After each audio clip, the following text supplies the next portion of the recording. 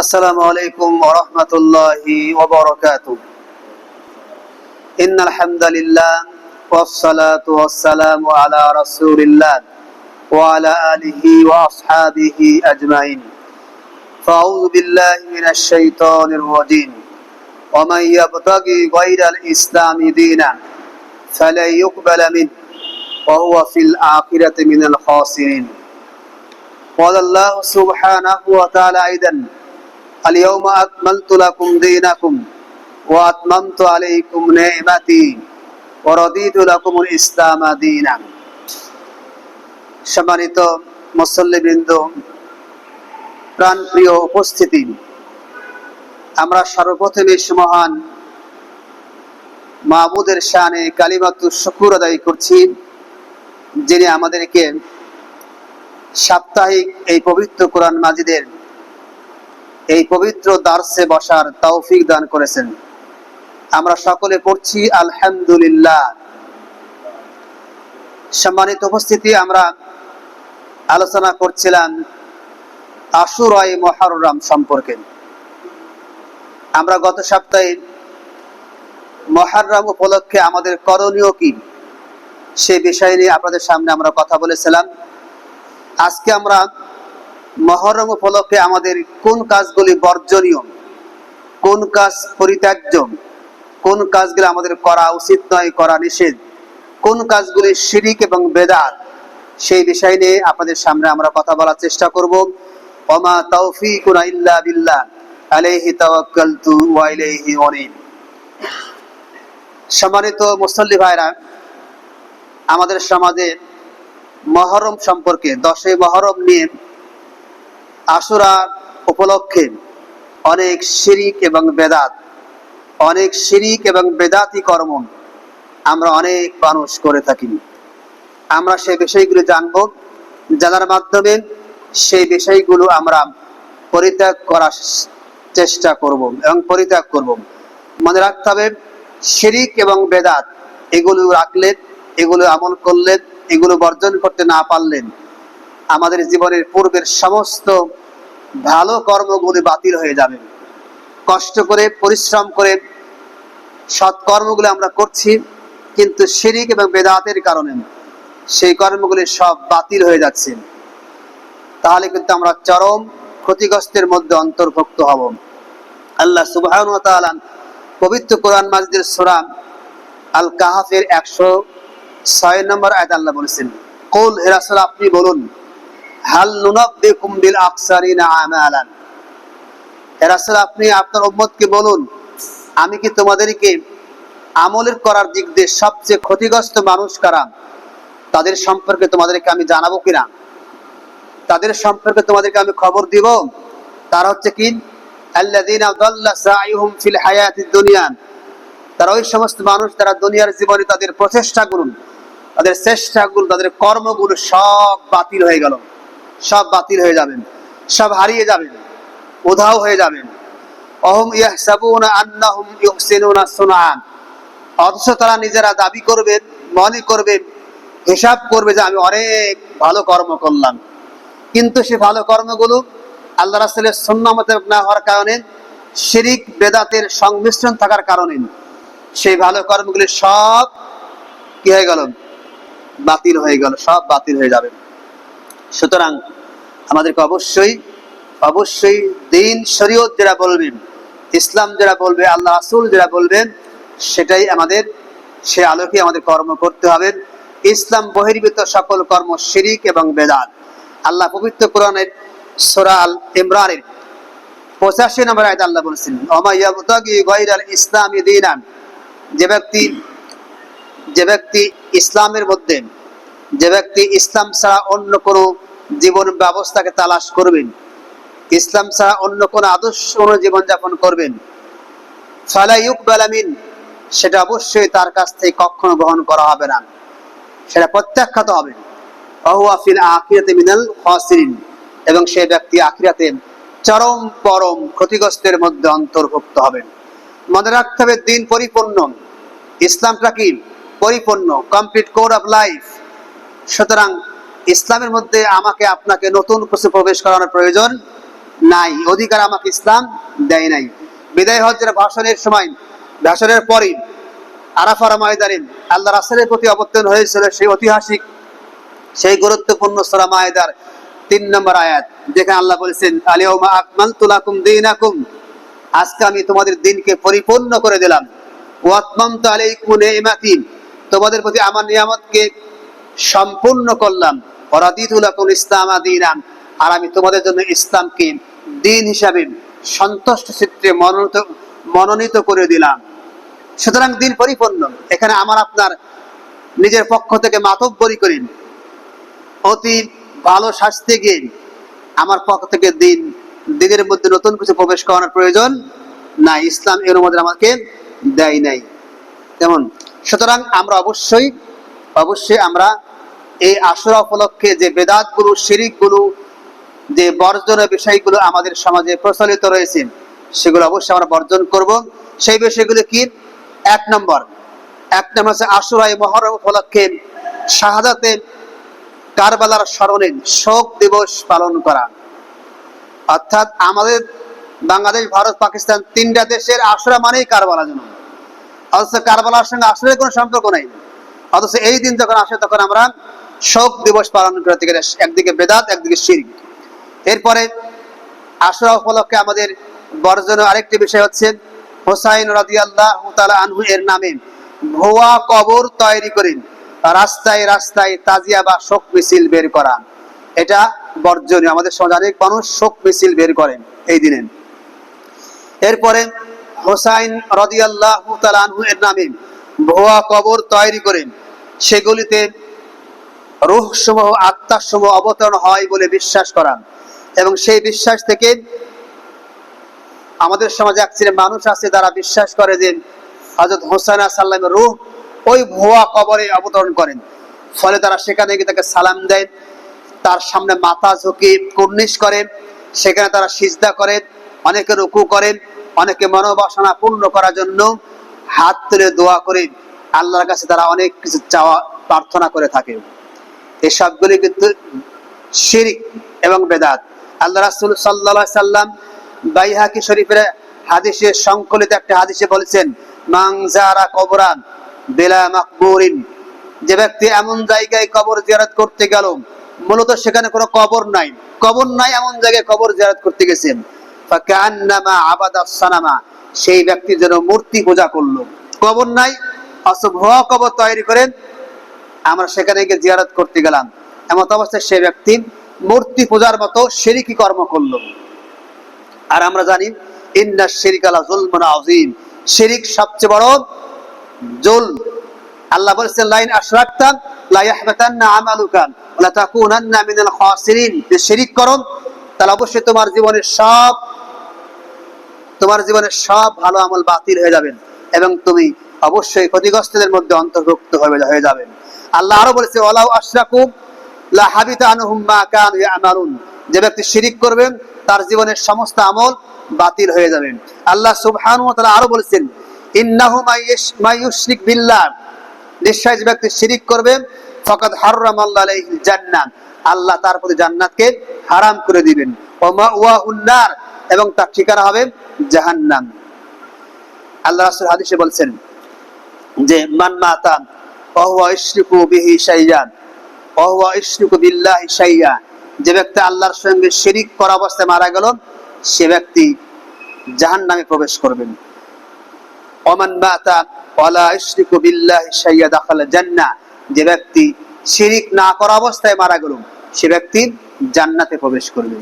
সুতরাং ভুয়া কবর তৈরি করেন, সেখানে হুসাইনের ভুয়া কবর তৈরি করে সেখানে গিয়ে হুসাইনের কাছে গিয়ে সালাম দেওয়া, মনোবাসনা পূর্ণের জন্য সিজদা করা, এগুলো সম্পূর্ণ শিরকি কর্ম, এগুলো বর্জনীয়।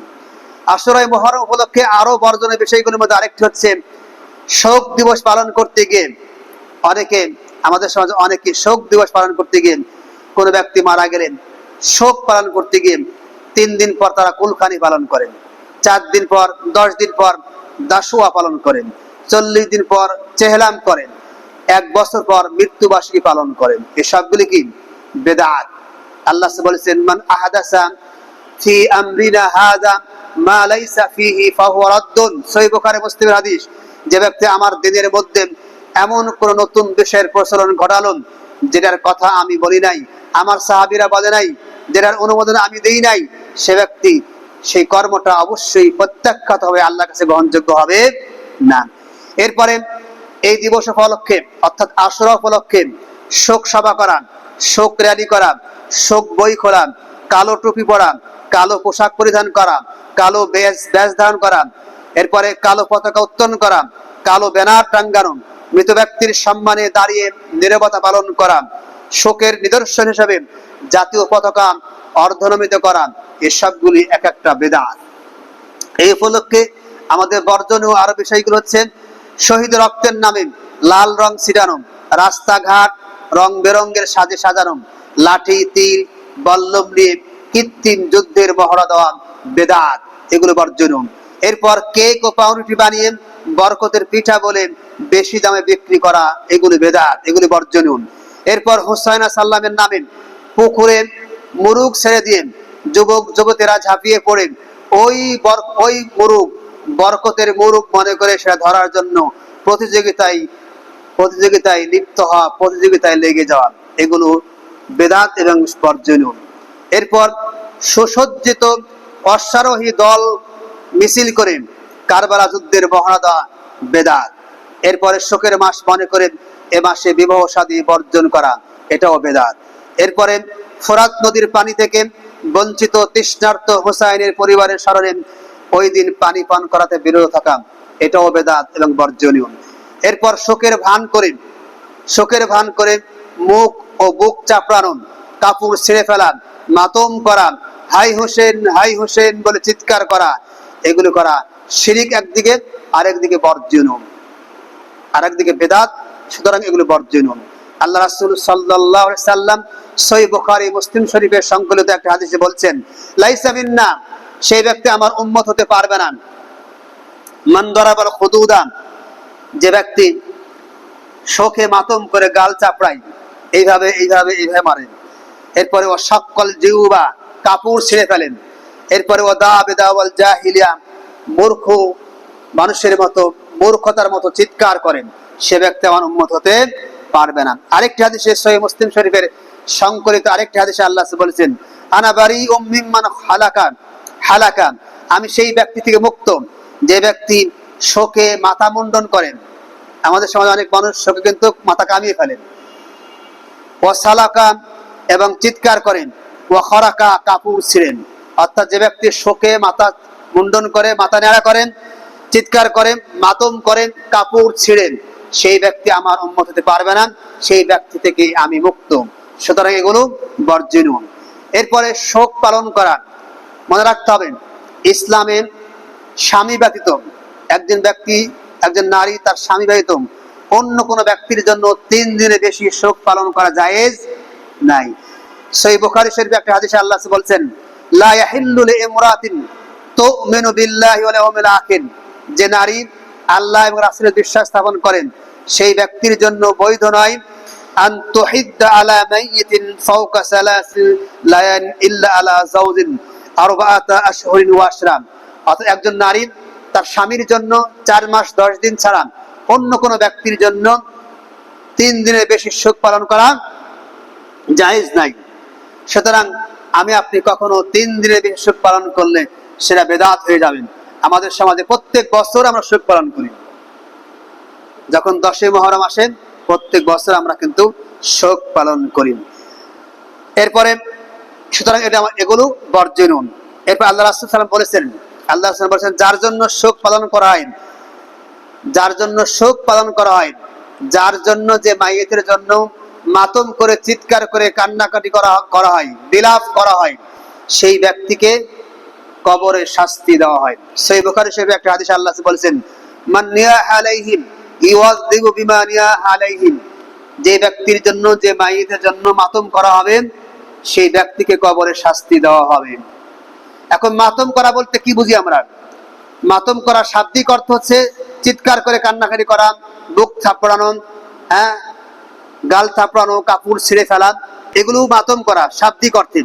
কিন্তু পারিভাষিক অর্থে মাতম করা বলতে আমরা কি বুঝি, আল্লাহ রাসূল সাল্লাল্লাহু আলাইহি ওয়াসাল্লামের সাহাবীরা কি বুঝতেন, সেটাও কিন্তু ইবনে মাজাহ হাদিসে আল্লাহ রাসূল বলেছেন। ইবনে মাজাহ শরীফের একটি হাদিসে এসেছেন যে কুন্না নাউদ্দুল ইসলামা ইলা আহলিল বাইতি ওয়া সানাআহু তাআমি বাদাল দাফ মিনান ইয়াহান। আল্লাহ রাসূল সাহাবীরা বলছেন যে আমরা কোন ব্যক্তি মারা গেলেন, মৃত্যুবরণ করার পর সেই মাইয়িতের বাড়িতে খাবার দাবার জিয়াফতের আয়োজন করাকে আমরা মাতম করা বুঝতাম। অর্থাৎ একজন ব্যক্তি মারা গেছেন, মারা যাওয়ার পর তার বাসায় যদি 3 দিন পর হোক 7 দিন পর হোক জিয়াফতের আয়োজন করেছেন, গরু কেটে এলাকার মানুষকে দাওয়াত দিয়ে খাবার দাবারের আয়োজন করেছেন। আল্লাহ রাসূল সাহাবীরা এটাকে মাতম বলতেন, নিয়াহা বলতেন। আর এই কারণে কিন্তু কবরে মাইয়িতকে শাস্তি দেওয়া হবে, সুতরাং এটা অবশ্যই বর্জনীয়। এরপরে হুসাইন রাদিয়াল্লাহু তাআলা আনহু এর কোলে, কারবালার প্রান্তরে হুসাইন রাদিয়াল্লাহু তাআলা আনহুর কোলে যে শিশু সন্তান ছিল, সেই দুগ্ধপোষ্য শিশুপুত্রের শহীদ হওয়ার স্মরণে কোন শিশুকে এই দিনে দুধ পান করানোকে অন্যায় মনে করা, এটাও বেদাত। এই সবগুলি কুসংস্কার, এক একটা বেদাত, আর এক একটা শিরকের পর্যায়ের গুনাহ। সুতরাং এগুলো আমাদেরকে অবশ্যই বর্জন করতে হবে। মনে রাখতে হবে, আমরা একটু আগে বললাম, আবার বলছি, যেই কর্মের ব্যাপারে শরীয়ত অর্থাৎ আল্লাহ রাসূল সাহাবীদের জীবনের আমলের প্রমাণ পাওয়া যায় না, সেই বিষয়গুলো অবশ্যই বেদাত, সেগুলো অবশ্যই পরিত্যাজ্য। আল্লাহ রাসূল সাল্লাল্লাহু আলাইহি ওয়াসাল্লাম সহিহ মুসলিম শরীফে একটা হাদিসে বলেছেন যে আম্মা বাদ ফাইন্না খায়রুল হাদিসে কিতাবুল্লাহ। কোন এক বক্তব্যের পর আল্লাহ বললেন যে সর্বশ্রেষ্ঠ হাদিস হচ্ছে, কথা হচ্ছে আল্লাহর কিতাবের কথা, কোরআনের কথা। ওয়া খায়রুল ফাইন্না খায়রুল হাদিসে কিতাবুল্লাহ ওয়া খায়রুল হাদি হাদি মুহাম্মদ সাল্লাল্লাহু আলাইহি ওয়াসাল্লাম। আর সর্বশ্রেষ্ঠ জীবন বিধান হচ্ছে মুহাম্মদ সাল্লাল্লাহু আলাইহি ওয়াসাল্লামের জীবন বিধান, তা রেখে যান আদর্শ। ওয়া শাররুল উমুরি মুহদাসাতুহা, আর নিকৃষ্ট বিষয় হচ্ছে দিনের মধ্যে নতুন কোন বিষয়ের আবির্ভাব ঘটানো, কারণ ওয়া কুল্লু মুহদাসাতিন বিদআহ, আর প্রত্যেক নতুন বিষয় হচ্ছে বেদাত।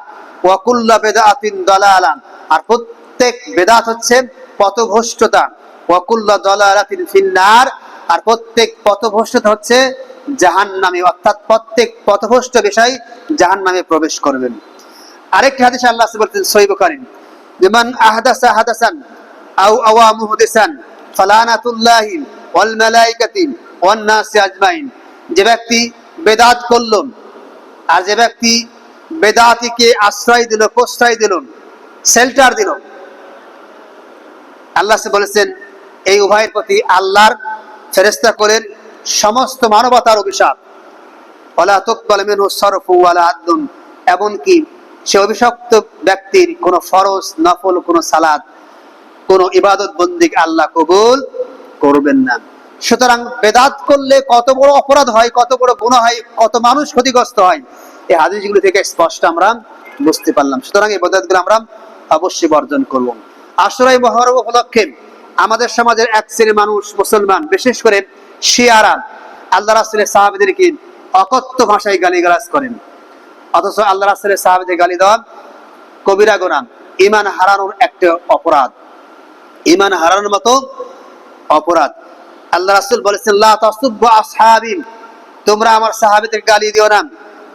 ফালাউ আন্না আহাদাকুম আনফাকা মিসলা উহুদিন যাহাবান মা বালাগা মুদ্দা আহাদিহিম ওয়ালা নাসিফাহুম।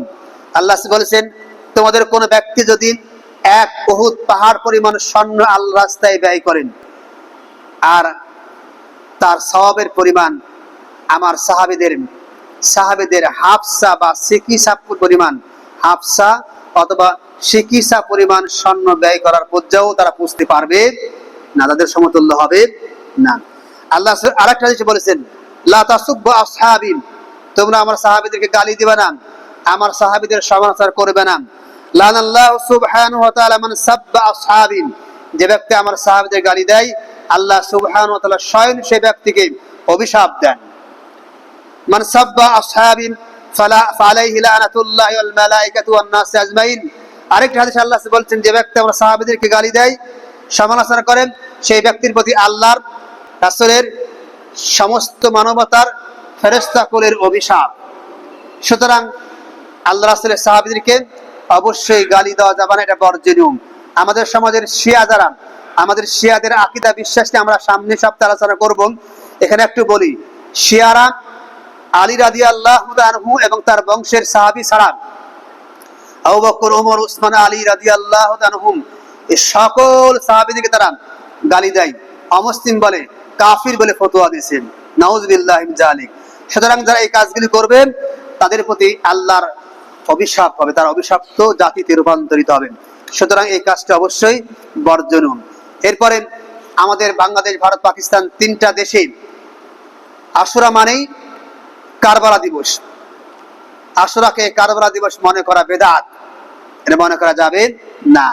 সৃষ্টির সূচনা থেকে আদম থেকে শুরু করে মুহাম্মদ সাল্লাল্লাহু আলাইহি সাল্লাম পর্যন্ত আশুরার তাৎপর্য, ফজিলত, মর্যাদা চালু রয়েছে। আর কারবালা ঘটনা করেছেন ইসলাম পরিপূর্ণ হওয়ারও 51 বছর পর, 61 হিজরিতে 10ই মুহররমে। 61 হিজরির 51 বছর পূর্বে অর্থাৎ 10ম হিজরিতে ইসলাম পরিপূর্ণ হয়েছে।